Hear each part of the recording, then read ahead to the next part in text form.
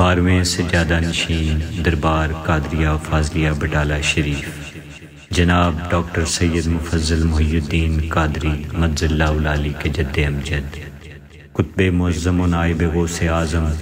حضرت ابو الفرا سید محمد فاضل الدین گیلانی قادری بٹالوی، بانی سلسلہ قادریہ فاضلیہ بٹالہ شریف رضوان اللہ علیہ تحریر فرماتے ہیں: اے بھائیو، اس عاجز بندے حضرت ابو الفرا پر ظاہر ہوا ہے کہ لطائف کی سیر کے دوران سالک کو پوری عجلت سے ذکر، فکر، فنا، بقا اور اصول پر